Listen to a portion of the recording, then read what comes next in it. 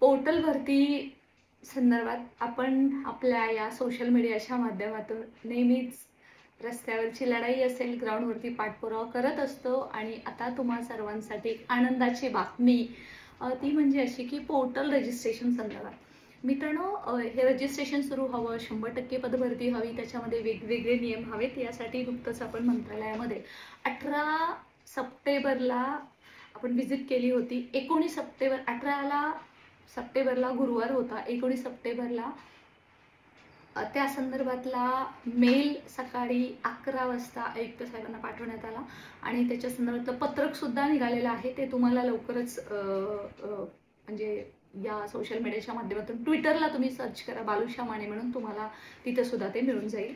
आणि त्याच्यानुसार आता ही कारवाई सुरू झालेली आहे. आणि 19 ला मेल गेला. 20 आणि 21 अर्थात ह्या दोन्ही गोष्टी सुट्टी होती आणि सोमवारी घटस्थापना होती. त्याच्यानंतर मंगळवार आणि आता आपण पाहतोय की 23 तारखेला सर्व जिल्हा परिषदांना सूचना देण्यात आलेल्या आहेत की पोर्टल भरती सुरू होणार आहे आणि 2024-25च्या संचमान्यतेनुसार रोस्टर तपासणी करायची आहे. आणि मागास वर्ग जे कक्ष आहे त्यांच्याकडून ती पूर्णतः म्हणजे कंप्लीट करून पोर्टलवरती सुद्धा त्या जागा अपडेट करायच्या आहेत. मित्रांनो, याच्या बाबत थोडीशी संदिग्धता आहे, ते तुम्हाला या व्हिडिओच्या पुढे मी सांगणारच आहे. पण सर्वप्रथम अगदी आपल्या शिवनिटी फाउंडेशनच्या माध्यमातून जेव्हा आपण हा पाठपुरावा करतोय तो किती व्यवस्थित आहे आणि जय माता दी, जसं तुमचा विश्वास असेल नसेल आय डोंट नो, परंतु कुठे ना कुठे माणसाचा विश्वास असावा, त्या पद्धतीने आता मात्र याला गती आलेली आहे. त्याच्यावरती VC झाली आणि VC झाल्यावरती प्रत्येक जिल्हा परिषदांना आता आदेश मिळालेले आहेत की लवकरात लवकर त्यांनी संच मान्यता कंप्लीट करायची आहे. आणि हा जो पवित्र पोर्टल जो तिसरी शिक्षक भरती आहे ही सुरू होणार आहे त्याच्या संदर्भातला ऑक्टोबरमध्ये. मित्रांनो, अंदाजी ही तारीख आहे. आता त्याच्यामध्ये जे लेटर जे इश्यू झालेलं आहे त्याच्यानुसार आहे की 3रा टप्पा, परंतु त्याच्यामध्ये थोडंसं करेक्शन असं आहे, तो 3रा टप्पा नसून ती तिसरी शिक्षक भरती आहे जी टेट 2025 मध्ये उमेदवारांनी परीक्षा दिलेली आहे. त्या संदर्भात मित्रांनो ती बातमी आहे, तुमच्यापर्यंत ती पोहोचलीच असेल किंवा तुम्ही आपलं व्हॉट्सअप टेलिग्राम जॉईन करा. या व्हिडिओच्या डिस्क्रिप्शन बॉक्समध्ये लिंक आहे, ती तुम्हाला मिळून जाईल. मित्रांनो, हे लक्षात घ्या, पोर्टल रजिस्ट्रेशन सुरू झालेलं आहे, निकालातला घोळ अजून मिटलेला नाही. आणि तुमच्या सर्वांच्या माहितीसाठी जरी चॅनलवरती व्हिडिओ येत असतील, काही जण सांगत असतात की मॅडम तुम्ही निगेटिव्ह का सांगता, आता निकालही लागलेला आहे, चेंजेस होणार आहेत. मित्रांनो, आता जरी चेंजेस होणार नसले तरी सुद्धा येणाऱ्या काळामध्ये भरतीच्या नियमामध्ये चेंजेस व्हायला हवेत. तेवढेच नव्हे तर जी काही पदभरती आहे टेट 2025ची ती टेट 2026 ला सुद्धा व्हावी. आणि ते करत असताना ती ऑफलाईन पद्धतीने, जसं TET घेतली जाते तशा पद्धतीने व्हावी. त्यासाठी हा आपला ठास आहे. तो जरी सध्या तुमच्या उपयोगाचा नसला तरी सुद्धा हे किती दिवस तेच सहन करायचं, 2017, 2022 आणि 2025 मध्ये सुद्धा. आणि उमेदवारांना न्याय मिळत नाही. म्हणूनच मित्रांनो, तो एक मध्यंतरी तुम्ही काही व्हिडिओज पाहत असाल.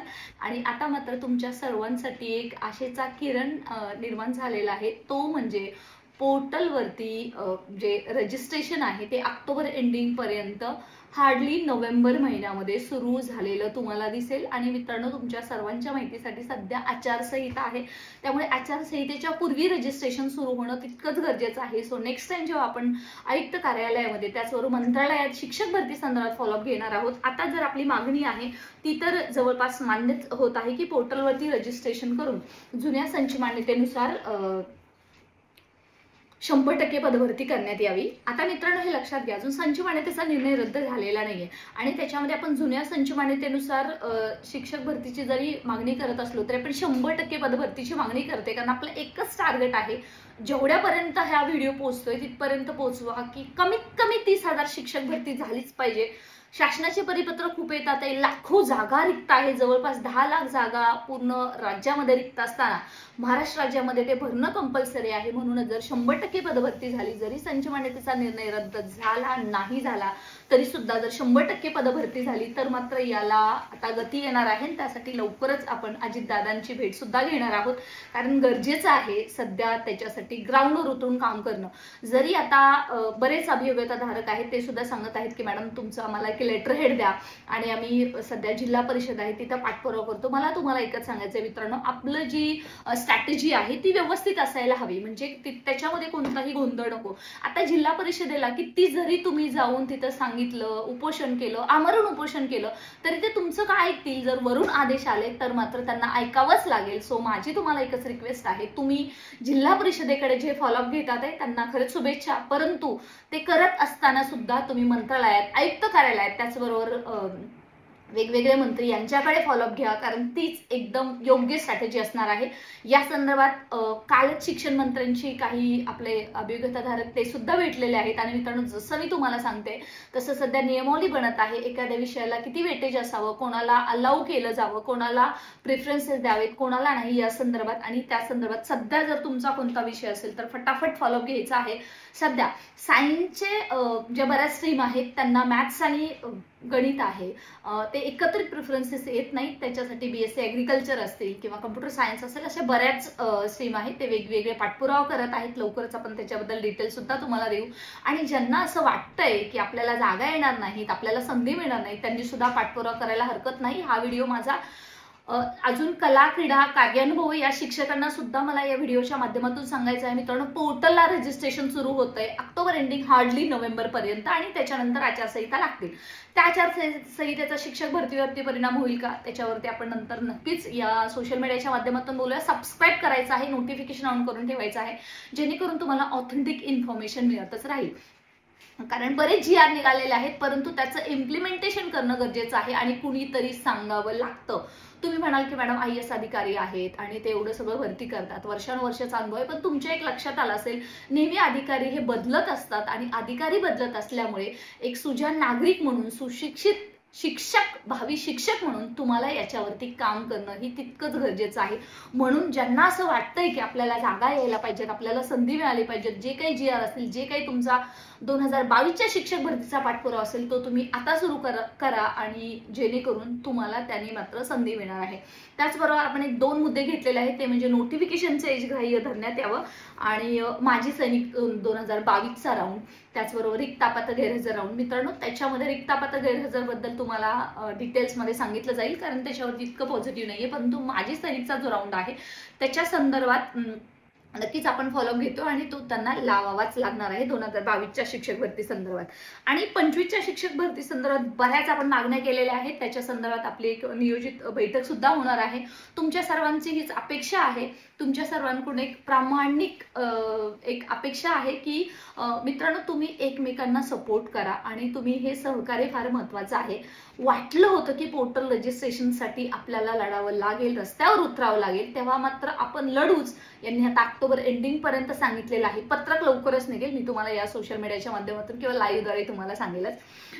तर त्याच्यातून हे होतंय, परंतु जर त्याला उशीर झाला तर मात्र आचारसंहितेच्या अगोदर, कारण बऱ्याच स्थानिक स्वराज्य संस्थांच्या ज्या निवडणुका आहेत त्या प्रस्तावित आहेत आणि जवळपास त्या एकदा सुरू झाल्यानंतर किती दिवस थांबतील माहित नाही. त्याचबरोबर आपण पाहतो की नोव्हेंबर-डिसेंबर मध्ये पदव्युत्तर जे काही आमदार असतात त्यांचीही आता इलेक्शन लागलेलं आहे, तारखा आलेल्या आहेत.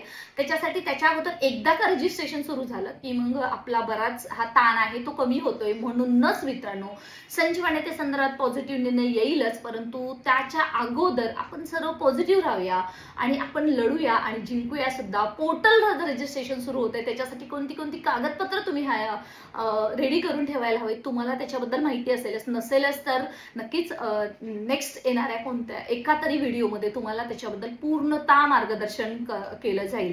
त्याचबरोबर सध्या TETचे जे शिक्षक आहेत ज्यांची क्लिअर झालेली नाही 2013 नंतरचे, ते मात्र येणाऱ्या काळामध्ये थोडेसे प्रॉब्लेम मध्ये येऊ शकतात. म्हणून 2013 नंतर जेही शिक्षक जॉईन झालेले आहेत त्यांनी काही करून 2 वर्षामध्ये TET तुम्हाला पास करायची आहे.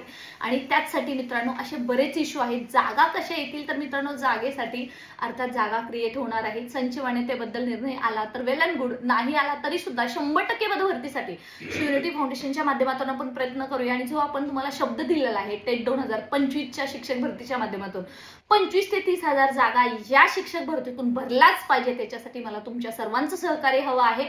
आणि अजूनपर्यंत आपण फक्त पोहोचलेलो आहे की 50 ते 60,000 शिक्षकांपर्यंत आपल्याला पोहोचायचं आहे। 2 लाख पर्यंत, कमीत कमी 1 लाखांपर्यंत पोहोचूया, सर्वांपर्यंत पोहोचवा। सबस्क्राईब करायला सांगा आणि तुमची जी लढाई आहे ती मंत्रालय स्तरावरती, आयुक्त कार्यालयावरती आम्ही तर लढतोय मित्रांनो, आमची टीम लढते, आपली शिवनिटी फाउंडेशन लढते, परंतु तुमचं एक दायित्व राहतं की सर्वांना एकत्र करणं आणि लढणं।